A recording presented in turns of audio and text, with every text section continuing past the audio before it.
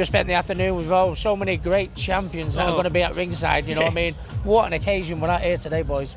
And you came over with Joe Calzaghe, is that right? And Frank Bruno as well. It looked like a great boys' trip. Yeah, no, really. Frank was driving me and Joe around in the scooter in Manchester Airport. So that was a good start to the weekend. But no, it's just delighted to be here. And obviously, it's going, what they're doing in Saudi Arabia, whether it's with the football and the boxing. These things are going to be coming more and more often.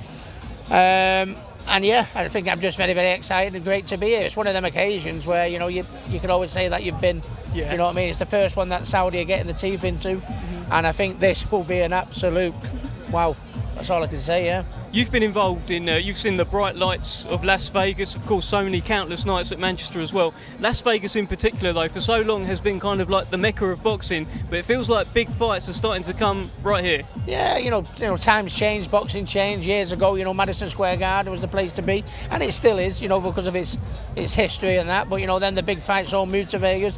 That's where the money, the money was, wasn't it? That's where the big lights and everything was. And now everything seems to be shifting towards Saudi Arabia, and this is the first big massive event they've done, and I'm delighted to be here. And it's I'm sort of like I'm excited about the fight. Tyson's my mate. I want him to do the business. We want him to get that get his nose across the line and get that deal signed with the Usyk fight. So it's a big fight for Tyson. Tyson really can't slip up here. But yeah, I think this is going to be the way forward, and to be here for the very, very first one, I'm absolutely made up, that Tyson's going to put on a big show. Yeah. But I just think this is going to be the way forward. I'm scared of thinking what this entrance is and this whole thing is going to be like. Yeah. Have you ever been in a position where you have a fight, but you've got your next fight already kind of lined up? Have you ever been in that position in your career? Yeah, very much so. It's a few times, like? Yeah, and you can't take your eyes off the prize, and you wouldn't blame Tyson for taking his. I mean Tyson's too long in the tooth, he's too experienced, but you wouldn't blame him for taking his eye off the prize, because the most people you listen to who know the boxing but not quite, will probably saying, he's never had a fight before in his life. You know what I mean? He's only going to go 1 or 2 rounds. I don't see that at all. I don't see that 1 or 2 rounds. Tyson's capable of knocking anyone out in 2 rounds. We know that, and he's got the height, reach, and speed advantage over his opponent. But this fella hits harder than probably. You look at the power Wilder's got. This fella's up there with him, and he only needs one. And Tyson knows that. And Tyson will know that if this goes bangers, he loses the Usyk one, which is the one we've been craving for so long. So no, I think Tyson will be on it tonight. But you've got to give the challenger, the credit. I don't think it's going to be a 1 and 2 round pushover. I think Tyson will have to sort him up, break him down. I think it'll be about 6 or 7, me. Well, Andy, you met Francis Ngannou for the first time this week. You seem quite impressed by him. How do you see today going? I mean, we had a little glimpse of the shape he's in yesterday. He looks like an absolute specimen. Yeah, he absolutely does. He's in extraordinary shape, and in UFC they do actually have a limit on heavyweight at 265 pounds, and he has to cut a bit of weight, so we think he'll probably do about between that and 270, something like that. And he's just really used to the big stage, isn't he? Because he's at the top of his game. And one thing that we've been kind of discussing the last few days, I want to get your opinion on, is he's not going to try and box Tyson Fury. That would be insane. So you'd imagine he'll try and come in and be as unorthodox as he can. Yeah. And another aspect for Tyson, though, is that, we do expect him to win, but with that date in mind, he needs to win clean, as in no headbutts, no cuts, no damage. Yeah, well, they're talking about December, aren't they? I don't think that, I think that might be a little bit too quick. But, what you've got to think about the opponent is he's big, he's massive, he's strong, he's used to being in these clinches, he's used to physical fights. I know, and Tyson can hit massively, but he's 16-ounce gloves on. He's used to be getting hit with them little mats on. Do you know what I mean? So so they think that Tyson's got the ability, and he could move and switch and walk him onto a big shot. We all know that's the case, but you got to just give him the credit where the credit's due. This challenge, he's a big, strong man. He's used to pushing and shoving and grappling. Do you know what I mean? He's used to getting hit with them little half a bag glove on. You know what I mean? So I don't think he's going to go over in 1 or 2 rounds, and I think it's a more tricky fight than what we're giving Tyson credit for, to be honest with you. I think there's no doubt about it. We do think Tyson will win, but I think we're disrespecting the challenger, I think, by saying 1 or 2. I really do. Brilliant. Thank you so much for that insight, Ricky Hatton. Thank you, Andy Clark. We're now going to head over Well, actually, oh my God. Goodness me, Let's go, champ. Let's go, champ. How are we? Well, what a swap that is. Let's go, champ. What's up, fellas? Shannon Briggs in. Now, Yeah. Shannon, you are a former lineal world heavyweight champion. 2 times. 2 times? Yes, champ. 2 times lineal world heavyweight champion.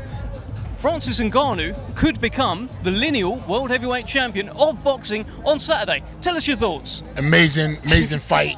Two guys from 2 different sports, but 2 fight sports. I'm looking forward to two biggest guys in the sport, by the way. So I'm looking forward to it. It's gonna be a great night of fighting. MMA fans is watching, boxing fans is watching all around the world. It's gonna be a great fight. I can't wait. You're gonna hear me screaming, "Let's go, champ! Let's go, champ!" They're both champs. That's right. Let's go, champs!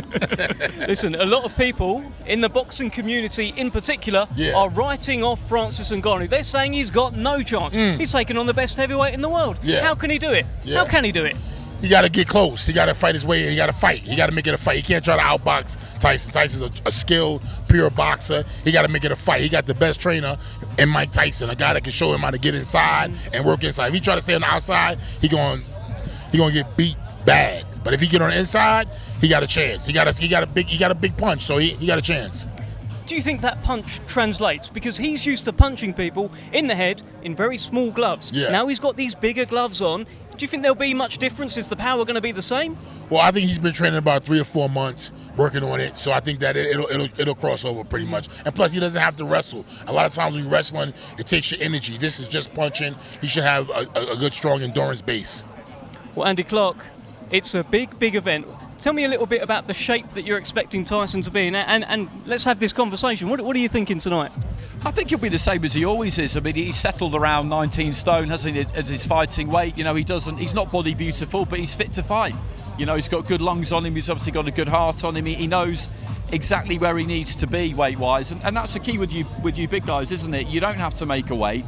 You find your optimum weight. It might take a bit of time, a bit of experience to realise, particularly as you get a bit older, what you're really comfortable with. Right. I think as well, when you're that size, if you want to, you can manipulate it on the day. If you choose to eat heavy that day, you can be 10 pounds heavier than if you choose not to. So he can play with us a bit if he wants to too. I think the key for Tyson in this fight is legs. He's got the legs. He's got legs of like a light heavyweight. He can move. He can dance. If he stands right there, he could be in trouble. If he moves for a couple rounds, tires this guy's out, get this guy confused, looking both ways, take him in a circle, and then knock him out. How difficult is it to prepare for someone who's making their boxing debut? Tyson Fury is used to boxing boxers, right? Yeah. And boxers are going to do a certain amount of things. They're all kind of schooled the same sort of way, right? Right. This guy, we don't know how he's schooled. We don't know what he's going to do. Right. How difficult is that going to be to prepare for? It's going to be quite difficult. I myself, I'm going through the same thing. I'm fighting Rampage Jackson February 17th in Florida. Okay. And I'm fighting a guy, MMA former champion, and I myself have to worry about him swinging wild punches. He's going to get knocked out, but he's going to be swinging wild punches getting knocked out. Okay. Give me your final kind of thoughts on this, your final prediction. Right now, as you see that first bell ringing, Tyson Fury, Francis Ngannou, what's going to happen? Come on. Tyson Fury got that jab in his face. He can't see nothing. All he see is punches. And then all he see is the ride back home. Brilliant. Thank you so much, Shannon Briggs, for joining us. Thank you, champ. Thank you for having me. Absolutely wonderful. Having the champ, a former 2-time lineal heavyweight champion, Andy Clark. Yeah, I mean, he was part of that just magnificent chaos of the 90s in the heavyweight era, which is one of my favourite decades. There was all sorts going on, you know, right from the beginning of it, right to the end of it. And you know, he knows his boxing, obviously. You know, he loves to have a bit of fun with the catchphrase and all the rest of it. And you know, we've all seen the videos of him in the speedboat circling around Vladimir Klitschko, but he's been in this sport an awfully long time, and he's right.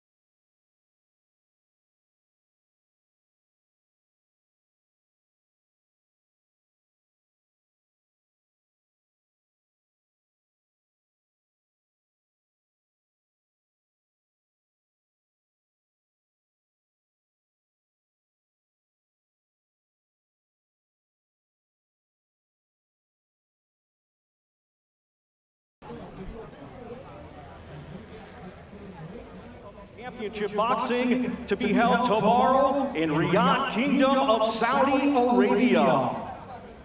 We would like to extend a big thank you to His Royal Highness, the Crown Prince Mohammed bin Salman, and His Excellency, Chairman of the General Entertainment Authority of the Kingdom of Saudi Arabia, Turkey, Al-Sheikh.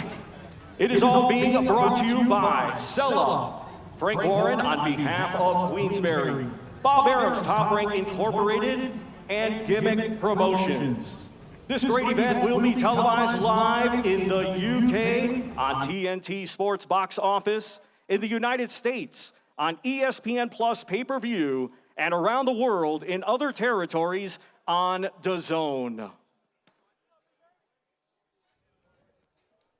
Well, ladies and gentlemen, at this time, we are going to begin the weigh-in process. Our first fighters to the scale competing tomorrow in a scheduled 8-round international super welterweight contest.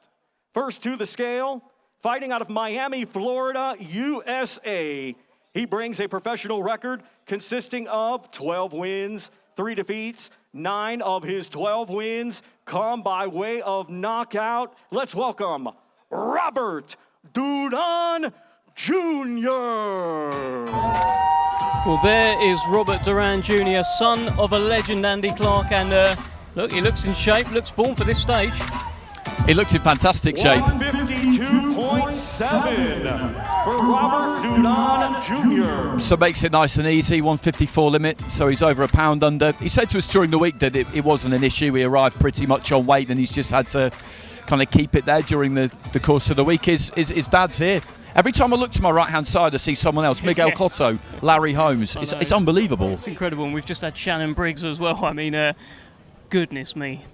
And now we welcome to the scale, coming to us from Liverpool, England. He is undefeated with 8 wins, 1 draw. 5 of his 8 wins come by way of knockout. Here is Jack the Pilgrim McGann. Well, here comes the man they call the Pilgrim. Fight number 10 for Jack McGann from Liverpool. He is one of those fighters who has crossed over from MMA to boxing. He was on a hell of a streak in MMA. 10 first-round knockouts in a row. Unbeaten now as a professional boxer. 153.10 for Jack McGann. So again, you know, he looks good on the scales too. He doesn't look dry. He doesn't look too tight. He's made it by a few ounces. You're always looking to hit it as close as you can. Once again, ladies and gentlemen, these two competing tomorrow night in a scheduled 8-round international super welterweight contest. Build-up's been pretty respectful so far. Nice and respectful face-off there. You can see Martin Murray just in shot as well. Of course, the trainer of Jack McGann. He's a tall, rangy kind of fighter, McGann, isn't he? There's a height difference there between him and Duran. Duran, to me, looks like, and when you see 152.7 on the weight, he looks to me like he could maybe do welterweight. The scale competing tomorrow in a scheduled 10-round international heavyweight contest. First to the scale, a native of the Democratic Republic of Congo, now making his home in Airdrie, Scotland. He brings a professional record consisting of 19 wins, just 1 defeat. 14 of his 19 wins come by way of knockout. Ladies and gentlemen, introducing Martin Bacoli. Well, here comes Martin Bacoli, closely trailed, of course, by trainer-manager Billy Nelson, a Congolese giant and really a Scottish giant as well. Yeah, absolutely. I mean, you look at the size of him there, he is a significant unit. And what's impressive about him is the mobility he's got, really, and the punch output he's got for somebody that size. His last 3 fights, he's been around 20 stone. I think he'll be pretty similar here. 299.4. Wow. And the rest, Andy Clark. 299.4, that's 21 stone, 5 pounds. And now we will welcome to the scale a native of Cameroon, now fighting out of Las Vegas, Nevada, USA. He brings a professional record consisting of 40 wins, 7 defeats, 1 draw, 28 wins, coming by way of knockout. Introducing Carlos Takam. Well, here comes Carlos Takam, fight number 49. He's coming off a brilliant win over Tony Yoka in Paris. He really wasn't expected to win that night, Andy, but he did. He did, and he did it comfortably, and he looks in nice nick. Generally speaking, he'll come in about 18 and a half. That's unnecessarily heavy from Bakole.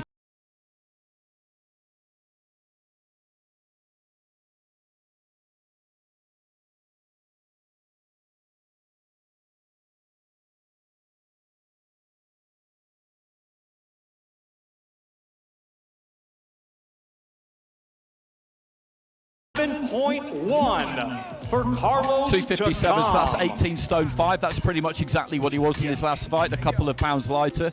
And as we've been saying, he looks in outstanding shape for anyone of any age, let alone somebody of 42. And there'll be a plan behind this weight of Bakole's. Yeah. But if I'm honest, I Once wasn't again, ladies and expecting gentlemen, that. these two competing tomorrow night in a scheduled 10-round international heavyweight contest. Because if you look at him there, look at him from side on, you can just see the stomach sticking out a bit. You can just see that kind of roll underneath his shoulder, halfway down his rib cage. That's spare weight. That's excess weight that doesn't necessarily need to be there.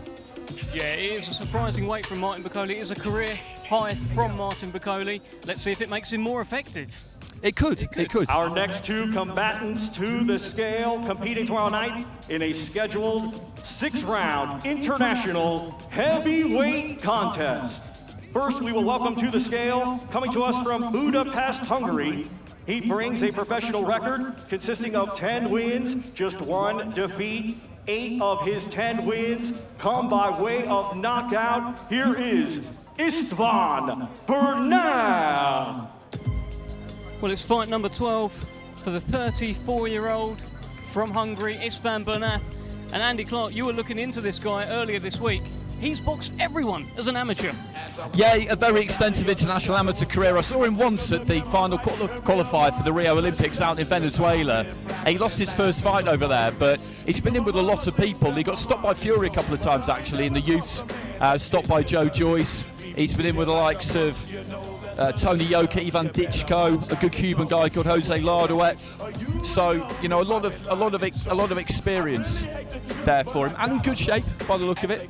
Yeah, well, exactly. I mean, he is the man taking on Moses Italma on Saturday night. 257.1 for Istvan Bernal. So that's 18 stone 5. So that's right, exactly the same as Takam. He looks good, doesn't he? Yeah, does look in shape. And now we welcome to the scale, coming to us from Chatham, Kent, England. He had a stellar amateur career, and now at just 18 years of age, he is undefeated with 5 wins. 3 of his 5 wins come by way of knockout. Here is Moses Italma.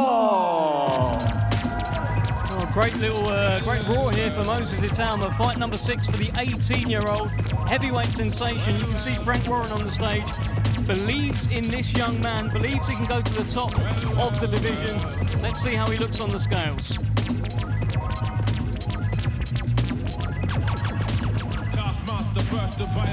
236.1 for Moses Italma.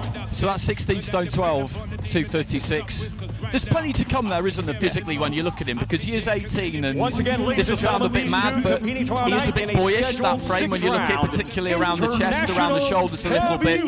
But that'll flesh out naturally over time. They don't need to go crazy with that, but to say that he looks like there's plenty more to come when he's nearly 17 stone, that's a good thing. Well, that is the lightest weight of his career so far. When he made his debut back in January, he was 248, so he's come in now at 236. I think he is leaning out a little bit.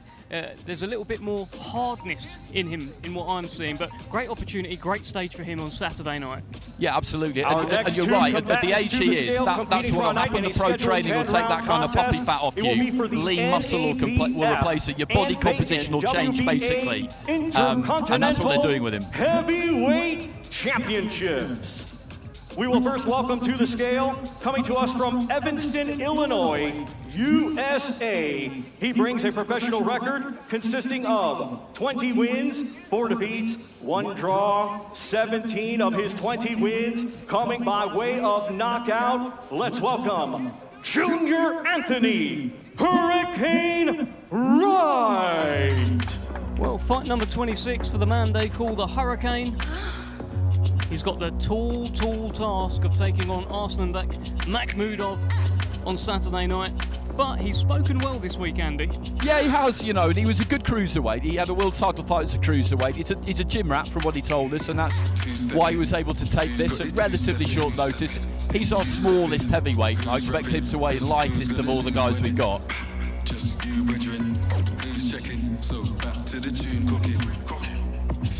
229.5 for Junior Anthony Wright.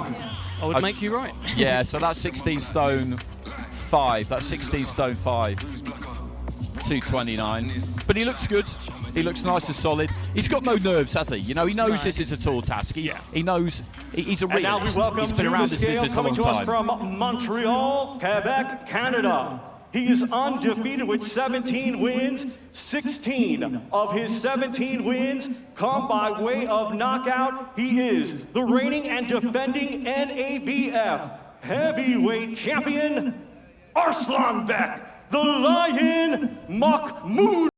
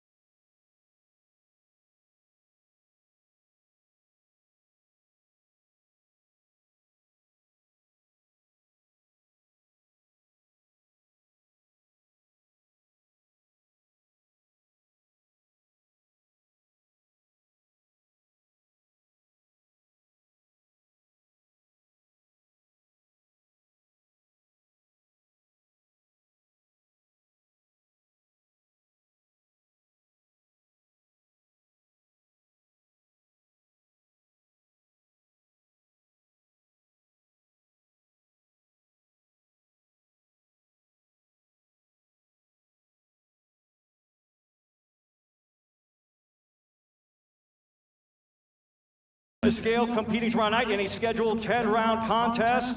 It will be for the vacant IBF and vacant WBO Intercontinental Heavyweight Championships. First, we welcome to the scale, coming to us from Trois-Rivières, Quebec, Canada. He brings a professional record consisting of 23 wins, just 1 defeat, 22 of his 23 wins coming by way of knockout, introducing the Grizzly, Simon Keane. Well, here comes Simon Keane. He's been an interesting figure this week. He's looked very, very intense. Anytime he takes to a microphone, he keeps it very, very simple, as I found out quite to my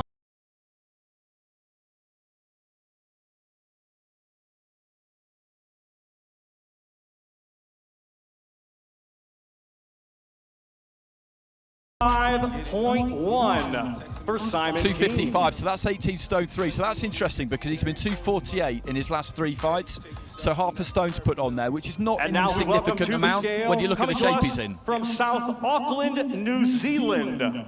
He brings a professional record consisting of 32 wins, 3 defeats, 22 of his 32 wins coming by way of knockout. He is the former WBO world champion. Lupesoli Ai, La Auli Ole, Mali Etoa, Joseph Parker.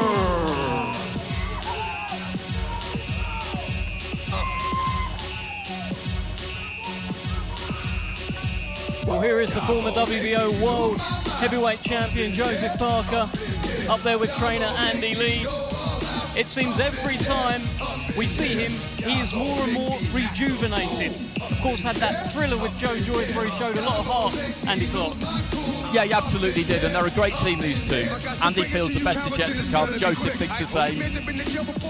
We shall see. I hope they're right, because he's a good guy to have around. 250.1 for Joseph Parker. 250.1, that's 17 stone 12, so quite a lot heavier than he was for his last fight, but lighter than he was against Joyce. Yeah. Joyce was his career heaviest of 18 stone 3, 255, so he's in at 250. Once again, ladies and gentlemen, these two competing tomorrow night in a scheduled 10-round contest for the vacant IBF and vacant WBO Intercontinental Heavyweight Championship.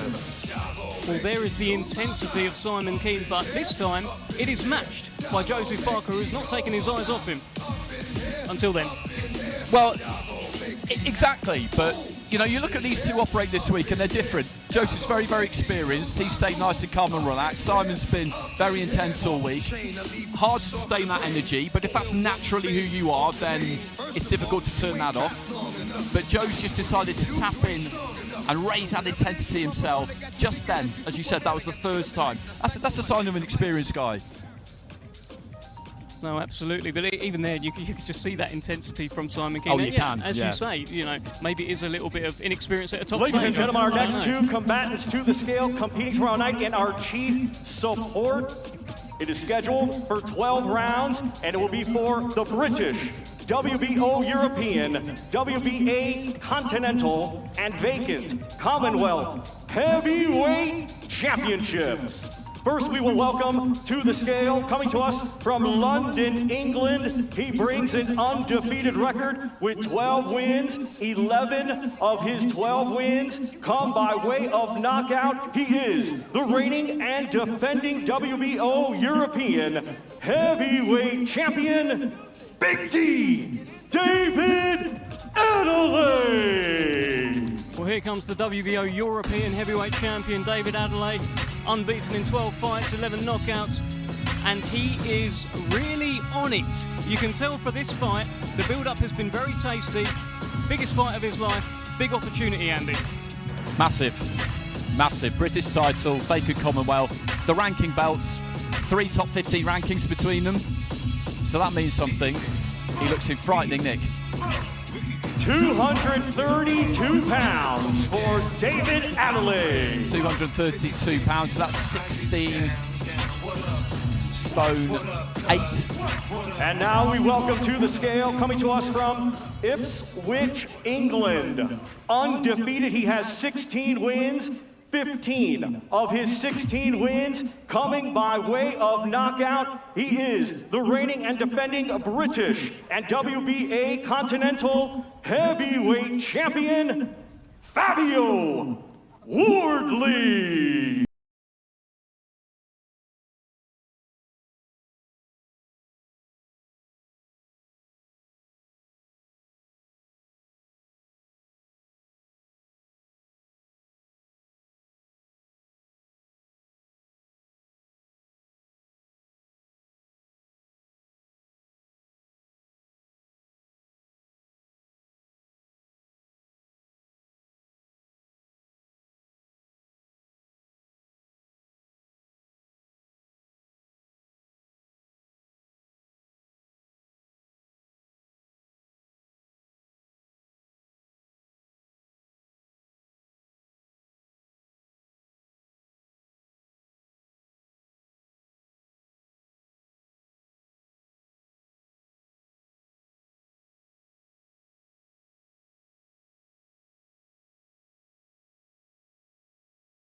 So far. Support tomorrow night, 12-round schedule we have for the security British, WBO European, WBA Continental, and vacant Commonwealth Heavyweight Championships. I do wonder what David Adeleye is saying to Fabio Wardley there. I saw a sort of calm down gesture from Fabio Wardley, but they do not like each other. The build-up has been very spicy. Yeah, it has. I'll tell you what's interesting when you watch face-offs is how they set their feet, because what you don't want to do is stand with your feet square, because you've got nothing if somebody shoves you. And Wardley there just had his feet just set a little bit and his torso just leaning back slightly. You've just got to be ready, because we don't want to see a shove, not after what's happened between these two, because kind of anything could happen, but at the same time, if you get pushed, you can't go flying backwards. That's no good. But this close to the fight, you can't be taking No, chances not at like all. that. It's quite a tall stage as well. It's quite a fall back down if you do fall off of that. Great to see the Lord Lonsdale belt there. It is glistening, and it's great to have it on the line for this fight.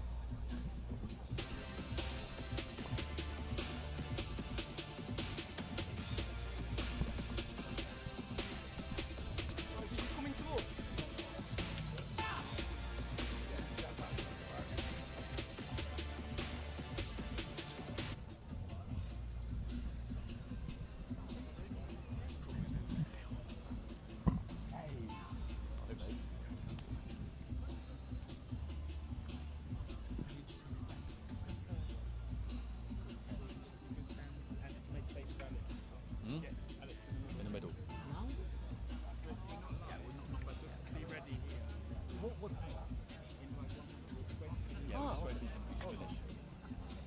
We're on. Sorry. Oh, hello. Warm-up bells. The WBC wristband champion. Here we go, here we go.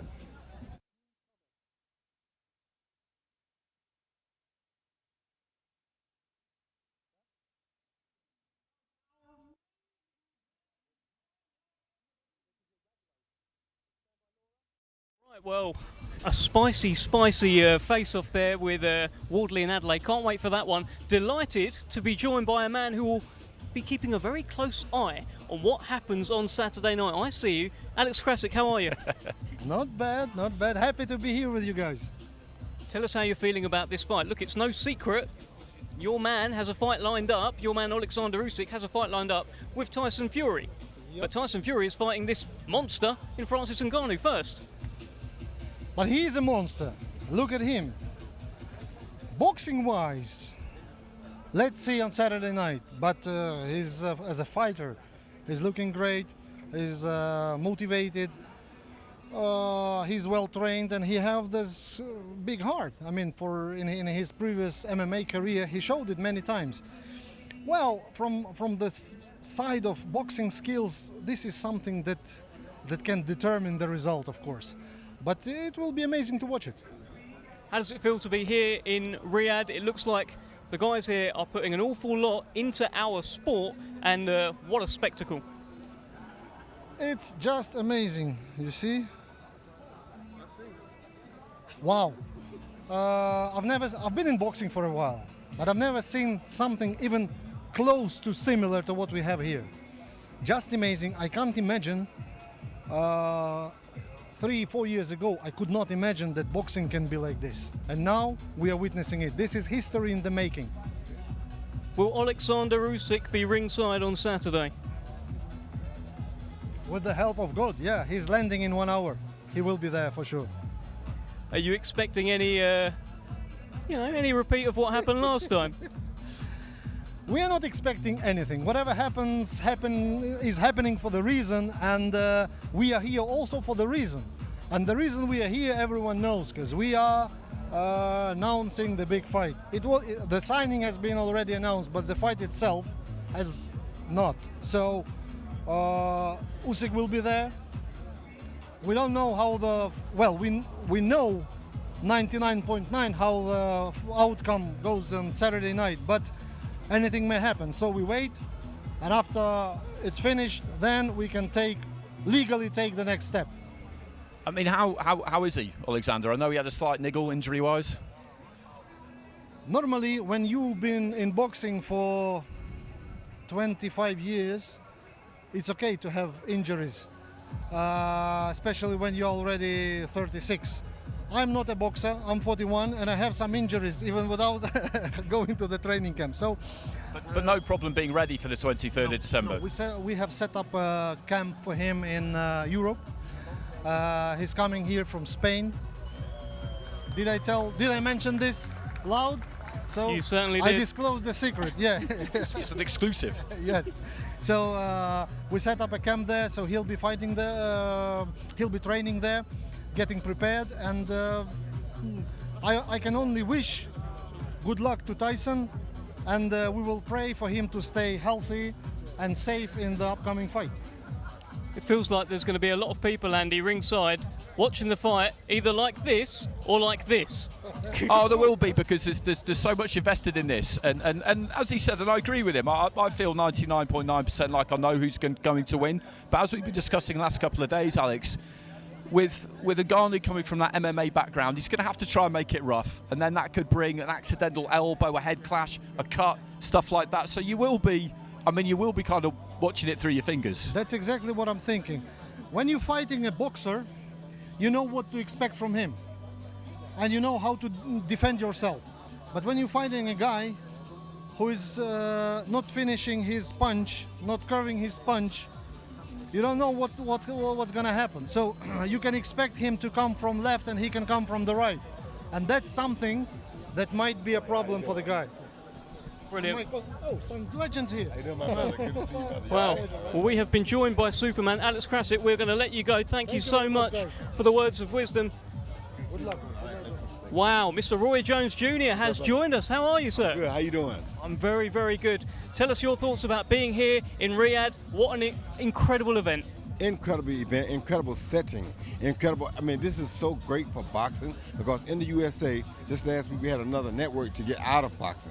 Now having these people get involved in boxing, it makes it so much different, so much better for the whole sport of boxing, and they want to bring the sport back, and this is a grand way to show that they are trying to bring it back.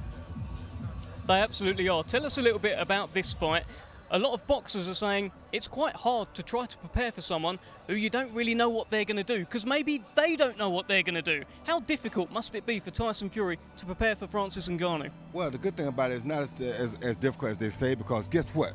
No kicking, no airborne, no kneeing. So all you got to worry about is two hands. How many different ways can we see two hands? He ain't fighting Roy Jones Jr., so how many different ways can we see two hands? Two hands ain't going to come but one or two ways, you feel me? So now, that being said, the experience factor in the boxing ring is what's going to work for Tyson Fury. You don't go out there and play chess with him in round one and round two.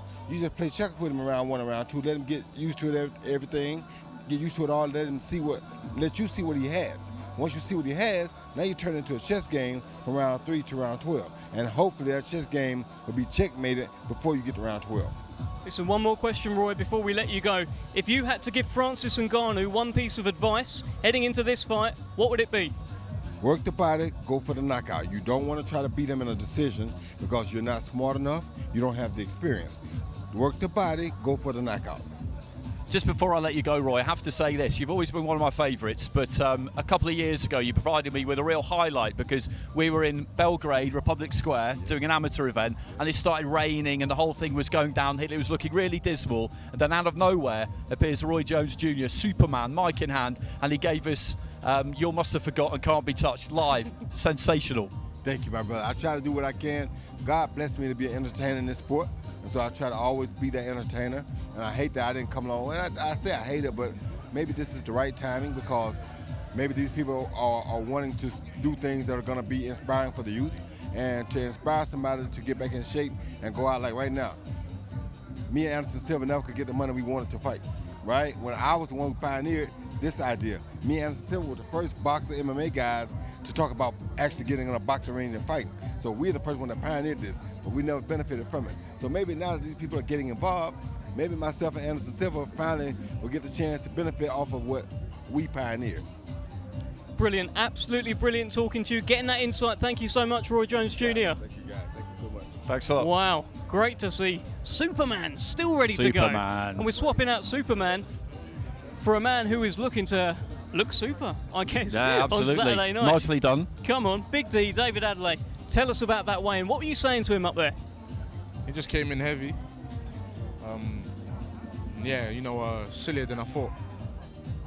That was all. What did you say to him? The time is now. You know, the talk is not going to matter no more. He said relax. I said I'm always relaxed. You know, like, look at me. You know, yeah, man, I live for these sort of moments.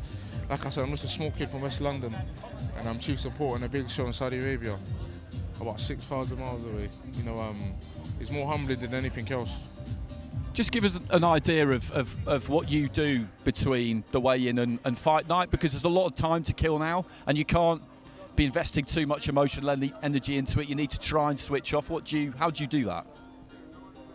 You know, just another day in the office, right? I go home, I sleep, I'm gonna chill, probably do my press-ups, you know. Yeah, you know, I need to go eat. I think there's an event afterwards we're gonna go to, so yeah, just have some fun there. You know, it's nothing really new. You know, different opponent, but it's just the same thing. You know, I've had these fights many times before. Same thing in the amateurs. You know, I'm used to weigh in the amateurs and I fight on the same day, so it's nothing really new. So I would imagine that Fabio Wardley is going to go to this same dinner. Are you going to be watching how he eats again?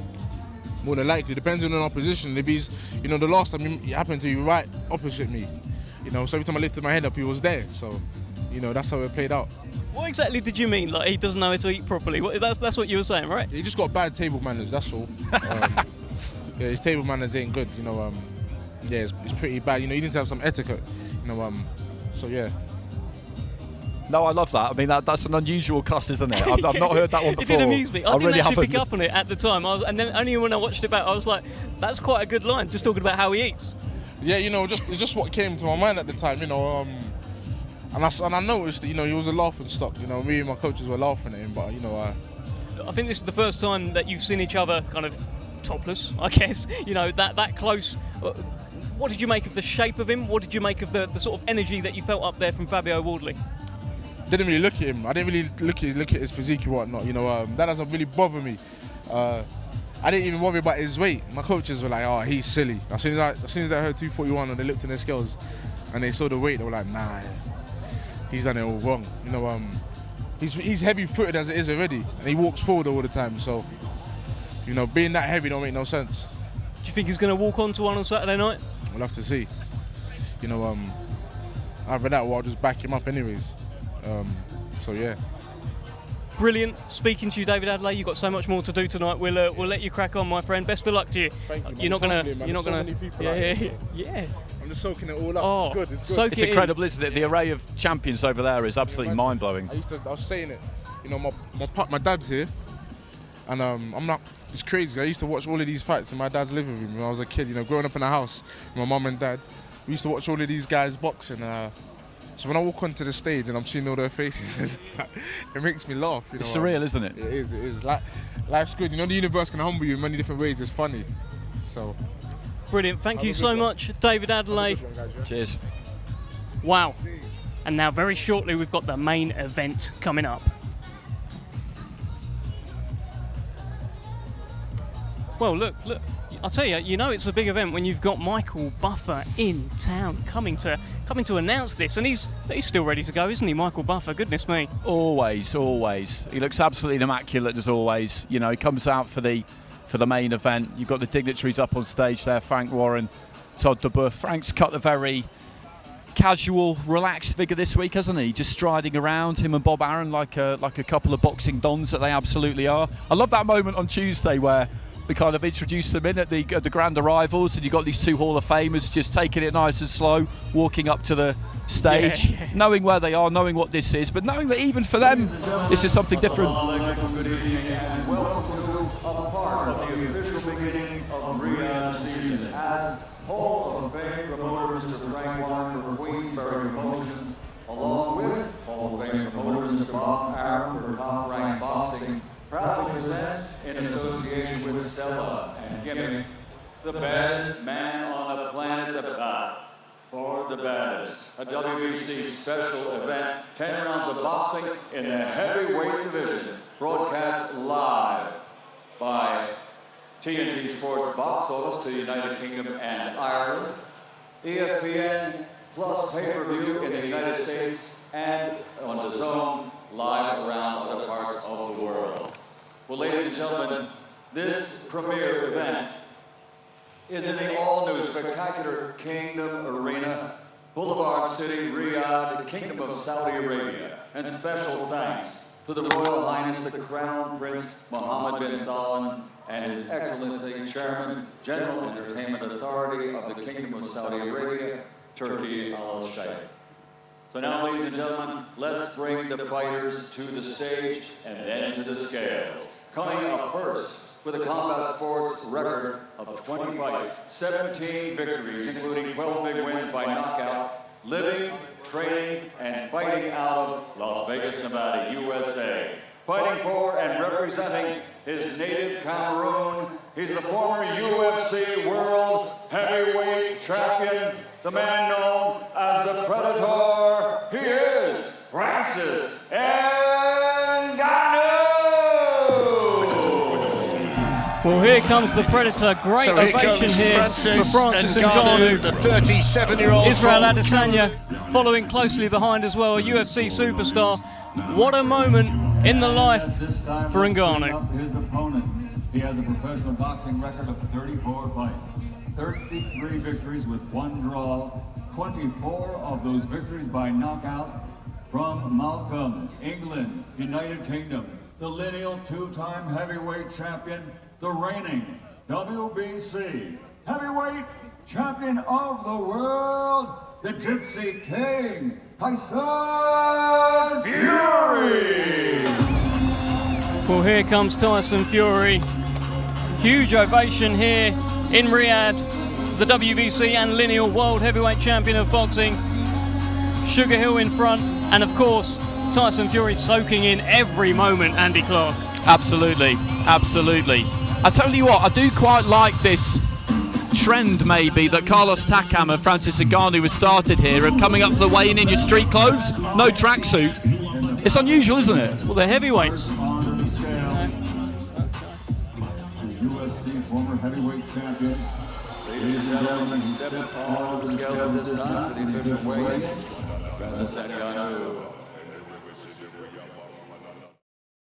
We're going to see Francis Ngannou on the scales now. In the UFC, he has to make a heavyweight limit of 265 pounds. I'm curious what he weighs without a limit. 272.1 pounds for the Predator. Pretty much what we thought. Yeah. And now he disrobes. So 272 is 19 stone 6 of as pure he reveals muscle, that. by Oh, the he way. looks amazing. Look at the state of him. Absolutely unbelievable shape. But I do what I find interesting about that again is just the fact that he's not. He doesn't care about boxing protocols. He just came up in his jeans, his trainers, his shirt. I don't have to make a weight, so what does it matter? Why you would know, he? and now he gets the shirt off. You know, it's just a different take on it. Yeah. The man known as the Gypsy King. He is Tyson Fury. Well, here's Tyson Fury. I believe someone has thrown Francis Ngannou's T-shirt into the crowd. That may have been Tyson. I'm not sure. We'll have to watch it back. 277.74, the Gypsy King, Tyson Fury, the reigning WBC heavyweight champion of the world. Fighters, So 277, that's 19 stone 11. That's exactly what he was against Wilder the third time around. But he's got his tracksuit on and trainers and hat, and I mean that might be 3 or 4 pounds. Yeah. And it's the same with Ngannou, by the way. He's got his trainers, got his jeans on. And a watch. Yeah, and a watch. I think that's the watch that Cristiano Ronaldo gifted him. The event takes place tomorrow night at the Kingdom Arena. Riyadh season 2023. The battle of the best. Who will be the best man on the planet? The brother. Ngannou, the Gypsy King, a bit of a tickle of the ribs from Francis. I find this quite interesting, you know, because it is playful to an extent, but it's also not, because Fury was just trying to lean into him there and just get on his toes and almost kind of bear his weight down on him, and Ngannou wasn't having it. any of it. And that's what Tyson Fury did yesterday. Tried to sort of stick the head in a little bit, but Ngannou went right back at him. And that's what you'd expect, because these are two champions. Ngannou is not somebody who is going to be second fiddle to anyone, who's going to be intimidated by anyone. The idea that that can happen to him is absolutely laughable, I'm sure. Yeah, I'm sure you can see the Riyadh Championship belt there in the middle as well. And the winner will walk away with that and walk away with the title of the baddest man on the planet. Will it be Tyson Fury? Will it be Francis Ngannou? We are now just hours away from finding out the answer to that question. We are indeed. We are indeed. A few poses here for photos. A few people getting in. So 19 stone 6 Ngannou, 19 stone 11 Fury, both clothed, but the difference will be the same essentially. So there's nothing in it at all, is there really? Nothing in it at all. And I'm pretty sure I know what Frank Warren would have been saying up there when those heads were going in. He would have been saying exactly what he was saying yesterday. And what he was saying yesterday was, no, don't get cut. So no one wants to see this fight, for whatever reason, get scrapped for any ugly antics at the weigh-in. I think they kept it within reason there, Andy. Yeah, these two guys are far too experienced for that. They know how much has been put into this, and nobody wants to train all camp and get to the end of it, and then because of a moment of madness at a weigh-in, not fight and not get paid. Climb back to the very top of the tree, fighting the lineal heavyweight champ, Tyson Fury. How does it feel? Feels great. You know what they say? To make a big step, you have to step back. So I step back and I make a big step very high. The highest of the high. The highest that he has ever been made. So I'm very excited, and it's going down tomorrow night. Everything been good. Everything been good. Training camp, everything went well, and we are about to give the show to the people. It is no secret that you have the hardest punch ever recorded. Your overhand right. Now, Tyson Fury's been down 6 times in his career, 5 times to that overhand right. That must give you a lot of confidence. If that overhand right touch him, he'll go down, because he hasn't been knocked down by those people who are the hardest punchers on the world. They don't have that record. Now, you've brought in a legend, Mike Tyson. We've heard from Carlos Takam. He's given you high praise, says you've never trained this hard. Mike's also said, listen, you're flattening people in sparring. How good has the preparation been for this fight? Well, the preparation been very good, and it was very important to have somebody like Mike next to me. Very inspiring, you know, to see how, in fact, I was still going on YouTube and watch some of his training video, and was tough. But we make it all the way here, right? Yeah, we will saw some few days, not every day, Mike. But in the news! At least, listen, John Fury is on the stage, back God, otherwise we might have a problem. But now, Francis, how does it go down? I think people are saying that you've got to start fast, got to start early. I think we're going to take time to fill out the pace. I think we're going to take a couple minutes at the beginning, but I think this fight will end very quick.